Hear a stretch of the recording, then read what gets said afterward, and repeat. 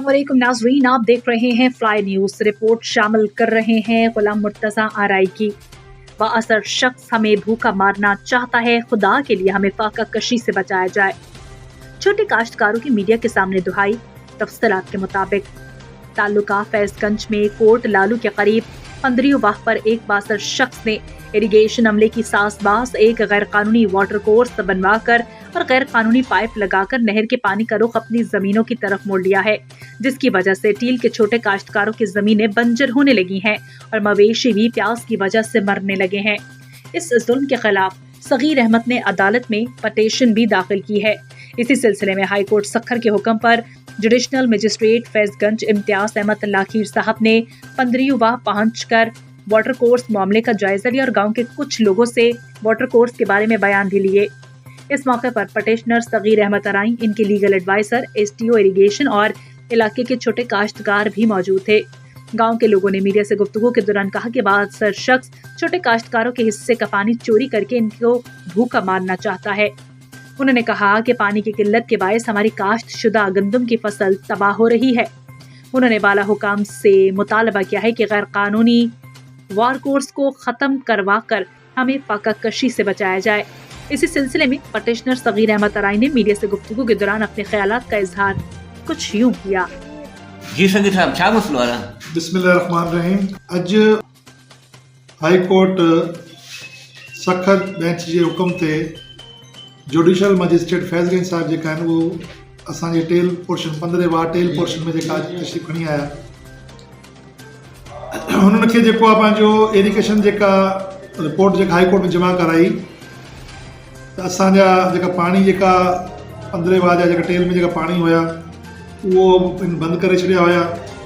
छाजे करे त हिकिड़ो बाअसर माण्हू जेको आहे उन हिकिड़ो न्यू वाटर कोर्स जेको आहे असांजे 5 वाटरनि खां मथे जेको आहे हिकिड़ो गैर कानूनी जेको आहे वाटर कोर्स, पर उहो शाख नमूने वाटर कोर्स आहे, कम से कम 1000 एकड़ जो पाणी पिक करे थो। हाणे उहो जेको पाणी जेको आहे उन उतां पिक करणु शुरू कयो त असांजो जेको हेठि 5 वाटरनि जो पाणी हुयो उहो बिल्कुलु ज़ीरो थी वियो।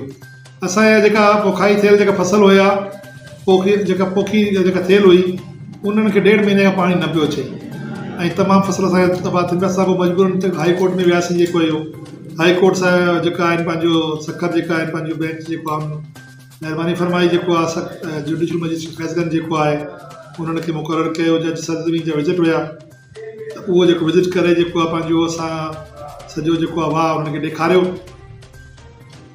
त जेका अनलीगल शयूं हुयूं उहे बि उन्हनि ॾिठियूं, जेका पाइप्स हुया उहो रिमूव कया ऐं जेका पंहिंजो वाटर कोर्स जेका अनलीगल निकितल हो उहो उन्हनि विज़िट कयो।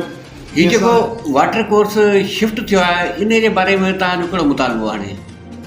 सर, शिफ्टिंग जी ॻाल्हि इरिगेशन वारा कनि था, असां शिफ्ट कयो आहे, लेकिन असांजे सम्झ में शिफ्ट बि वाटर कोर्स जेको आहे पंहिंजो कयो आहे कोन हुयो। रिकॉर्ड हुजे या का पनो हुजे या का ॻाल्हि हुजे या पंहिंजो इंजीनियर खैरपुर जेका आहिनि पंहिंजो उन्हनि जेको आहे पंहिंजो रिकॉर्ड जेका रिपोर्ट ॾिनी आहे, हुननि पंहिंजी रिपोर्ट में इहा ई चयो आहे त बाबा सरज़मीन ते को बि नओं वाटर कोर्स लॻल कोन्हे, लेकिन अॼु सरज़मीन ते इहा शइ प्रूफ थी वई। अॼोके मजिस्ट्रेट जे दौरे जेकी विज़िट कई आहे ऐं अदालती कार्रवाई मां तव्हां केतिरा मुतमइन आहियो? असां पूरे उम्मीद आहियूं।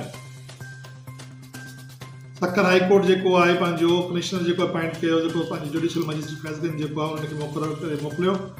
असां हिन में पूरे उम्मीद आहियूं ऐं इंशाल्लाह जेको आहे पंहिंजो असां त अॼु जज साहिबनि खे सुबुह रिक्वेस्ट कई त साईं तव्हांजो जेको ई ऑर्डर तव्हां ते जेको पहुतो आहे जेको विज़िट वारो, हिन तव्हांजे ऑर्डर अचण खां पोइ पाणी असां वटि ईअं आयो आहे जीअं असां हाणे भले कम ते पोखे सघूं था, पर हीउ पाणी कंटिन्यू हलाए न सघंदा। ही कंटिन्यू जेकॾहिं हलाइनि त पोइ त मसइला ई हलनि न।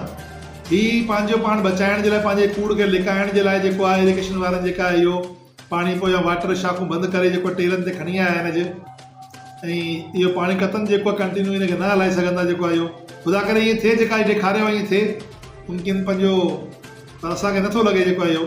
पर अदलिया में असां पूरी उम्मीद आहियूं त अदलिया जेकी आहे पंहिंजो उहो इरिगेशन वारनि खे बि पाबंद कंदी त जेको टेल वारनि जो जेको एज़ पर शेयर जेको वाटर कोर्सनि जो जेको हक़ आहे उहो उन्हनि खे मिले।